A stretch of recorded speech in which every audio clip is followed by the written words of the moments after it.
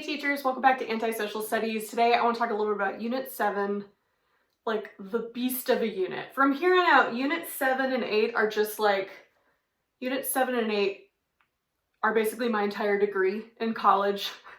The amount of stuff that we're covering in just 2 units right before the AP exam is insane.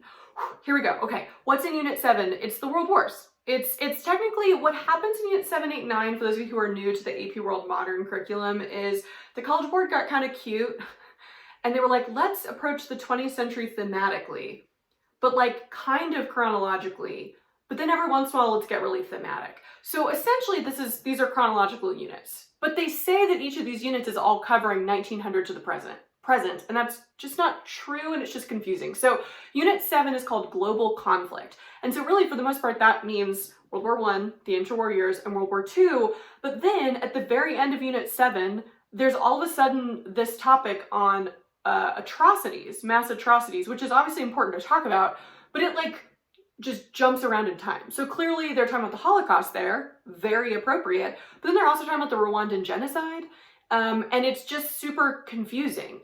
So that approach is sort of thematic. So just keep that in mind, that if you're having your kids read along, especially if they're reading AMSCO, which is like tied directly to the CED, I think it's 7.8, whatever kind of the last one is there, is just a little bit funky. It's all important information, but you might divide it up and kind of talk about it and have them read about it, those different events, when they make more sense chronologically in your class. Okay, so what's important in this unit, I mean, especially if you're kind of an old school history person, like if you've been teaching world history for a long time, or if you just are like a real history buff, this unit, it feels like everything's important. And to some extent that's true. But here's what I will say is that for the AP World History exam, what's important is the impact of these global conflicts, right? So it's the impact, and to what extent does it change the global balance of power, and to what extent does it not? So we have like the rise of a new kind of empire, right? An empire of ideology and influence as opposed to kind of military dominance, although Soviet Russia to some extent. We have changing attitudes about nationalism and imperialism, right? So something that imperialism has been around in world history forever, and we're now starting to be like, oh, maybe that's bad. Maybe that's not a good thing that we should be doing, right? So we're gonna try to create this modern idea of nation states. We're starting to see, or we have seen, kind of the negative side of the nationalism coin through things like Nazi Germany. And so we're also attempting to, out of both these world wars, World War I and like the mandate system in the Middle East, for example, and World War II way more so, we're attempting to create nation states where we are redrawing political boundaries that in theory we think better reflect the people living there, although obviously the people drawing those boundaries are still mostly white Europeans, but whatever. And so that's the important thing. You should not spend a week on D-Day or a week on Stalingrad or whatever. Like, obviously talk about the stuff that's interesting to you, because that's then going to be interesting to the kids. But just know, like, in terms of the AP World History exam, you don't really need to worry about the wars at all. You need to understand the causes, and then more importantly, you need to understand the impact of those wars. Okay. What are my favorite lessons? So I have, and I think kind of copied it from another teacher and edited it. I know there's a lot of these floating around, but there's some really great simulations out there on the Treaty of Versailles that are actually really interesting. It's a fun, I would limit it to like 1 day, maybe 2 days max, because you can really go in depth on these. But it is a fun and interesting way to get kids to kind of understand these different nations that were involved and the different thoughts that are going to lead into eventually the Treaty of Versailles.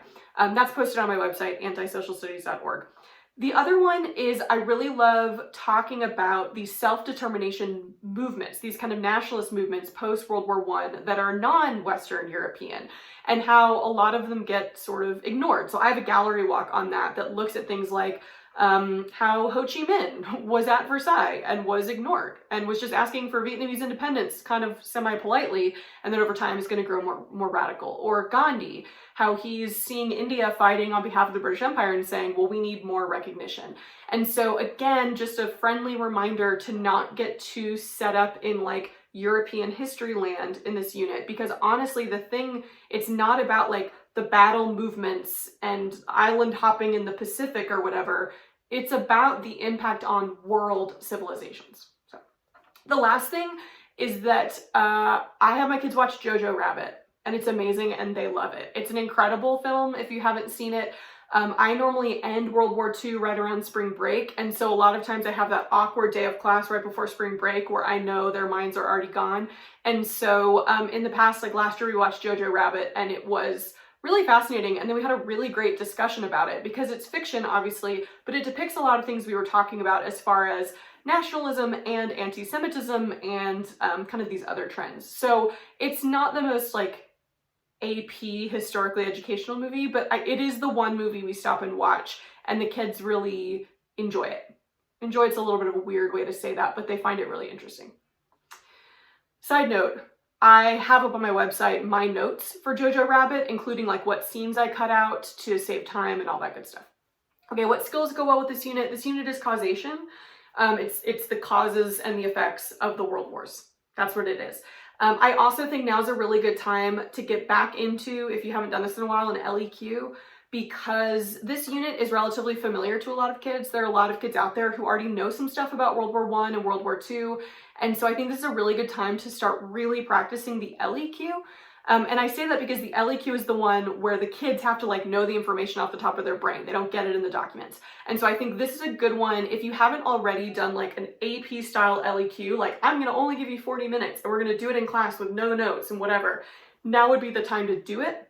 These are some suggestions. A lot of times in class, I work through an outline together on the causes of World War I. That's sort of how I teach the causes of World War I, is I go over them and then I have them evaluate like which of those was the most immediate and was the most kind of significant cause of World War I, and we kind of build that out to be like an essay all together as a class.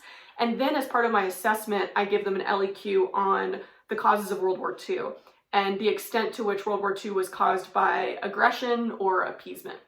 And so again, if you haven't done that very often, if you haven't done a full LEQ yet, or if you just need to circle back to it, I think this is a good topic. It's a little bit nicer because when we get to Unit 8, it's like, oh my gosh, there's so much information. Unit 8 really suits itself more to a DBQ because you can cover a lot of ground, a lot of different things happening around the world, kind of all in one essay.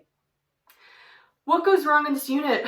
I mean, there's just a lot, but the biggest thing that I will say is there are a lot of isms. There's a lot of vocabulary in this unit that is really important. Fascism, totalitarianism, communism, nationalism, militarism, imperialism.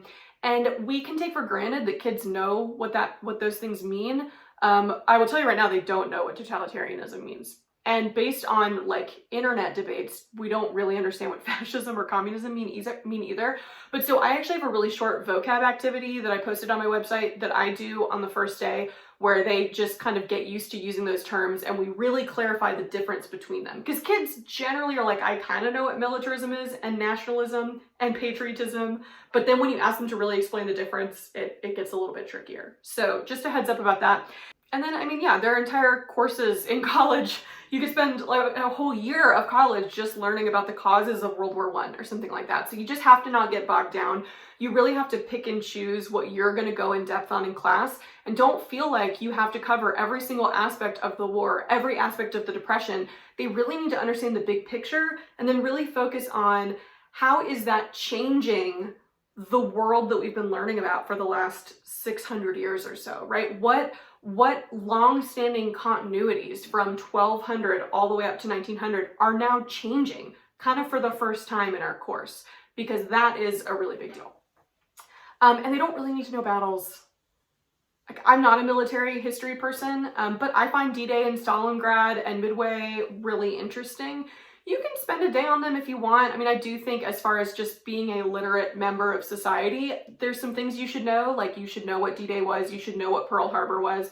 But like for the test, they don't need to know that. So sorry. Okay.